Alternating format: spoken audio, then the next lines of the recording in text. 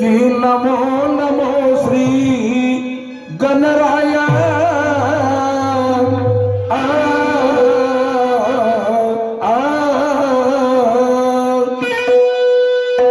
नमो नमो श्री गणराय वंदन करुणी बापा पळतो पाया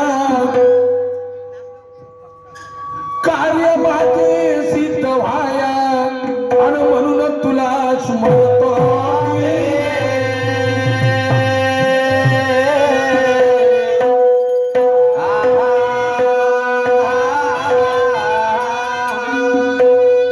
तूच निरगुण बापा तूच निराकार तूच परब्रह्मा साकार कीर्ती तुझी आहे परेच्या पार आणि म्हणून तुला स्मरतो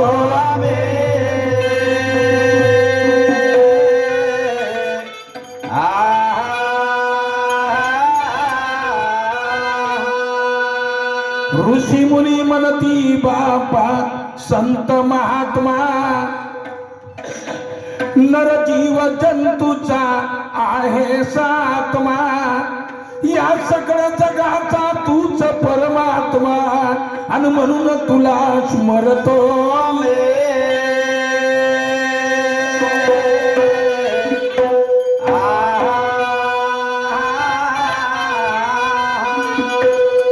रावण मारिला होऊन राम द्वापारामणी झाला तूच घनश्याम वेळोवेळी केले भक्ताचे काम आणि म्हणून तुला स्मरतो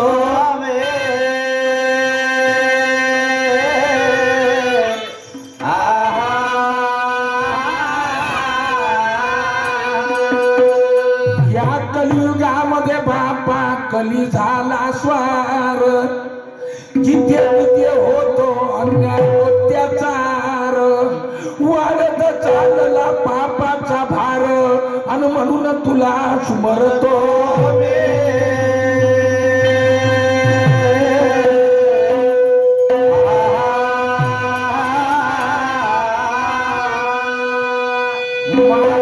माझे तुला निस्वार्थपणाचे करी कल्याण बापा सर्व जनाचे गुरु जगन्नाथ म्हणे दास चरणाचे माझ्या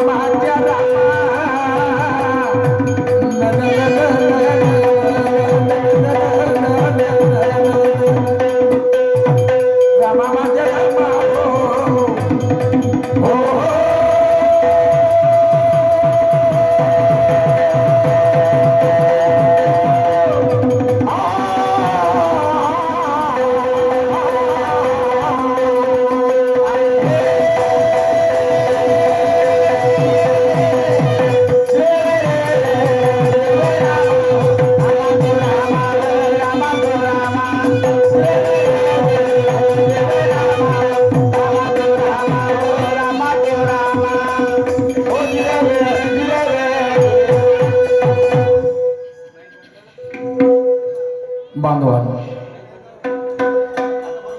सगळे लोक आपण देवाचे भक्त आहो, मा बाप सगळेच आहो. मी सगळ्यांना भक्त म्हटलं.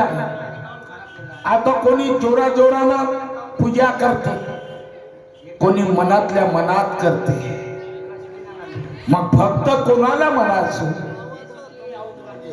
ज्याच्या मनामध्ये भाव आहे, भक्ती आहे, श्रद्धा आहे, तो भक्त आहे. पण ज्याच्या मनात भाव नाही, भक्ती नाही, श्रद्धा नाही, त्याला कसं भक्त म्हणायचं? नाही दादा. तर पण सगळे लोक काही एका देवाची पूजा नाही करत, अनेक देवाची पूजा करतात. आणि अनेक देव कसे झाले, अनेक धर्म कसे झाले? हिंदू धर्म, ईसाई धर्म, मुसलमान धर्म, बौद्ध धर्म. काय देवानं तयार केले का धर्म? देवानं तयार नाही केले, ह्या मानवानं तयार केले. आपल्या आपल्या प्रसिद्धी करता, आपलं नाव मोठं करण्याकरता याने धर्म अलग केले. म्हणून त्या देवानी म्हटलं, अरे तुम्ही सगळे माझे भक्त आणि तुम्ही वेगवेगळे का होऊन राहिले, अलग अलग का पडून राहिले? कुठं जाल, कुठं जाल? तुम्ही ज्या ठिकाणी जाल त्या ठिकाणी मी आहो. परमेश्वराने म्हणून अलग अलग अवतार घ्यावे लागले, अलग अलग रूप, अलग अलग नाव. काय करणार दादा? कोणीही देवाची पूजा करा, देव एकच आहे, देव एकच आहे. एक गव्हाचा दाना जमिनीत पडतो, त्याच्या अनेक मुंबया तयार, पण एकापासूनच निर्मिती आहे. पण या परमेश्वरानं हे एवढं मोठं विश्व घडवलं, सृष्टी तयार केली, तुम्हा आम्हाला सगळ्याला जन्म दिला. तो परमेश्वर गणेश भगवान, त्याची अगोदर पूजा, त्याला पहिला मान आहे, त्याची पहिली स्थापना, पहिली आराधना. चला, सुंदर अशी स्वतंत्र तर्ज बनवलेली आहे आणि त्या तर्जवरती मी पूजा घेतलेली आहे. बघा, कैलाजी खडसे यांच्याकडून 51 रुपयाची भेटायला पार्टी वगैरे लागला. धन्यवाद.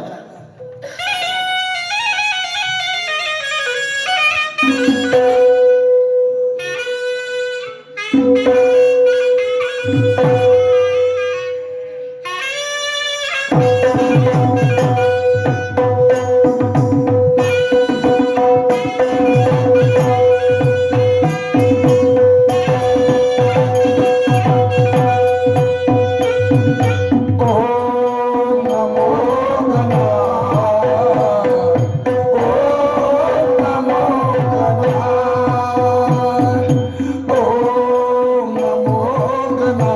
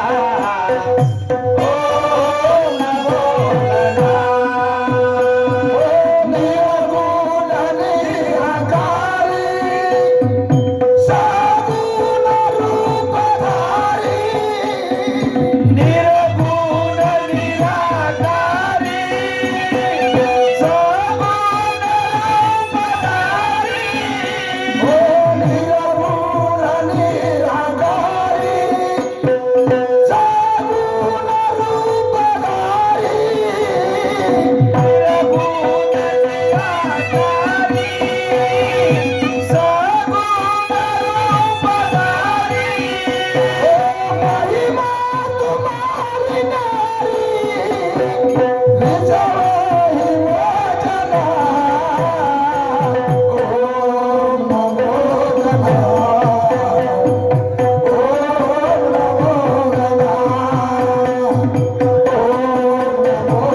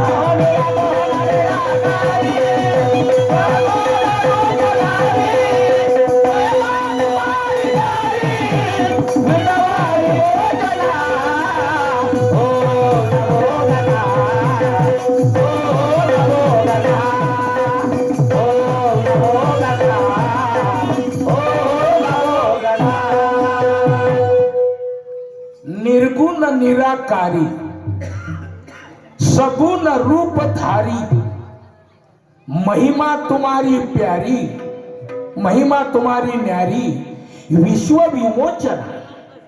आता निर्गुण निराकार म्हणजे काय? निर्गुण निराकार कोणाला म्हटलाय? त्या गणेश भगवंताला. कारण त्यांनी अवतार नव्हता घेतला, त्याला शरीरच नव्हतं, हात नाही, पाय नाही, डोकं नाही, काही नाही, त्याला शरीर नव्हतं. तेव्हा तो परमेश्वर निर्गुण निराकार होता, आकार उकार काहीच नाही, म्हणून त्याला निर्गुण निराकार म्हटलं आहे. आणि मग तो सगुणामध्ये आला, अवतार घेतला, मग या शरीराला आकार आला, हात पाय सगळं. हा शरीर हे सगुण रूपात आहे, पण शरीर नव्हतं तेव्हा त्याला निर्गुण निराकार म्हटला. आणि निर्गुण निराकारामध्ये असताना हे जग तयार केलं, विश्व तयार केलं. मग अगोदर काय तयार केलं त्यांनी? अगोदर केलं चंद्र सूर्य, सृष्टी आणि निसर्ग. त्या गणेश भगवंतांना चंद्र सूर्य, सृष्टी आणि निसर्ग हे तयार केलं.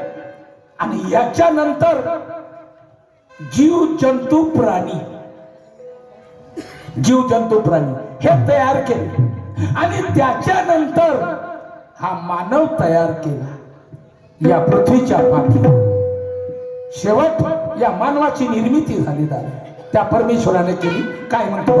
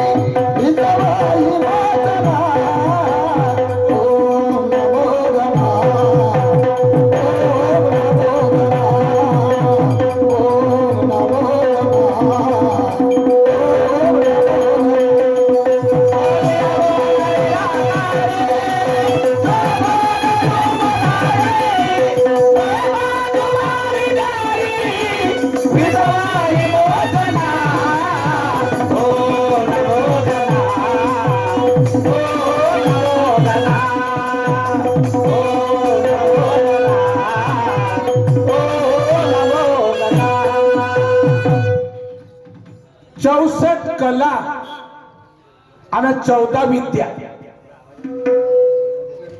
भजन पूजन वाले लोक आहेत, काही शास्त्र पुराण वाचणारे आहेत, काही संत मालिकेचे आहेत. त्यांना माहित आहे 64 कला आणि 14 विद्या ह्या कोणाच्या? ह्या गणेश भगवंताच्या. आणि त्याच्यात पासून आल्या 14 विद्या 64 कला त्याच्यात पासून आल्या. आता त्याला अष्टसिद्धीचा दाता म्हणतात. त्या गणेशाला अष्टसिद्ध्या 8 सिद्ध्या आणि हा 8 सिद्ध्या ह्या त्याच्यात पासून आल्या. आता राग रागिनी कोणत्याही गायन कलेमध्ये भजन म्हणा, पूजन म्हणा, कीर्तन म्हणा, तमाशा, गोंधळ, सिनेमा, नाटक, सगळ्या ठिकाणी जे गायन कला आहे त्या गायन कलेमध्ये राग रागिनी भरली. आता बिना राग रागिनी शिवाय कोणती गायन कला नाही. मग राग रागिनी कुठून आल्या? ह्या गणेश भगवंतापासून आल्या. मग सगळ्याच्या अगोदर कोण नाचलं? कोण नाचलं सगळ्याच्या अगोदर? सगळ्याच्या अगोदर गणेश भगवान नाचला. पायाले घुंगर बांधल्या, पायाले घांगऱ्या बांधल्या आणि गणेश भगवंतानं नाच दाखवला. आणि त्याच्या घांगऱ्याचा आवाज या त्रिभुवनामध्ये गेला, धरती डोलाले लागली. मग सगळ्याच्या अगोदर तो नाचला. म्हणून तुम्ही नाचता, आम्ही नाचतो आणि सारं जग नाचते. मग कला कुठून आली? त्याच्यात पासून आली. मग काय म्हणतो बघा,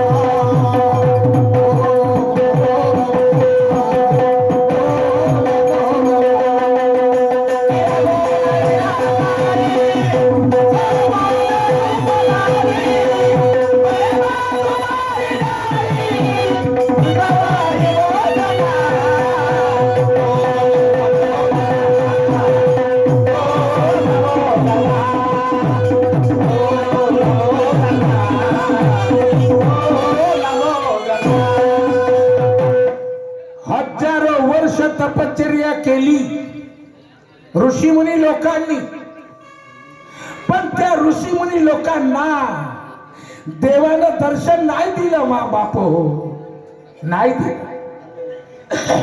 तपश्चर्या कशासाठी केली? हे जग कोणी बनवलं? एवढं मोठं विश्व बनवणारा कोणता देव आहे? चला आपण त्याचा शोध करू. धुनी लावून बसले, तपश्चर्या करायला बसले, पण त्या गणेश भगवंतांनी कोणाला दर्शन नाही दिलं. दर्शन कोणाला दिलं? या भक्त लोकांना. या भक्तासाठी वारंवार अवतार घेतला त्या परमेश्वराने. वारंवार. दादा 12 वर्ष नोकरी केली एकनाथ महाराजाच्या घरी. पंढरीच्या पांडुरंगानं 12 वर्ष नोकरी केली एकनाथ महाराजाची. पाणी भरलं, ढोरं चारले, पण त्या एकनाथ महाराजानं पांडुरंगाला नाही ओळखलं. आणि ओळखलं असतं तर पाणी भरायला लावता का? ढोरं चारायला लावता? नाही दादा, नाही ओळखलं. नामदेवा बरोबर पांडुरंग जेवला. काय आहे? या भक्तासाठी तो देव वेडा झाला, वेडा झाला. आपापल्या गावामध्ये तुम्ही ना मंदिर बनवले, गोट्याच्या मूर्त्या मांडल्या. काय झालं? गोटा बोलत नाही म्हणून, पण देव आहे. त्या ठिकाणी श्रद्धा आहे सर्व लोकांची. का मंदिरामध्ये बजरंगबली आहे, मंदिरामध्ये शंकरजी आहे, म्हणजे श्रद्धा आहे. म्हणून तो मंदिरातला देव सकाळी उठून वाट पाहतो दादा या भक्ताची. कोणी ना कोणी गडवाभर पाणी घेऊन आणि माझ्या डोक्यावर टाकन, माझी आंघोळ करन. जसं या भक्ताला त्या देवाशिवाय गमत नाही, तसं त्या देवाला या भक्ताशिवाय गमत नाही. आणि भक्त आणि भगवान याचं जन्मजन्मीचं नातं आहे. हे नातं कधी तुटणार नाही, नातं कधी संपणार नाही. काय म्हणतो बघ?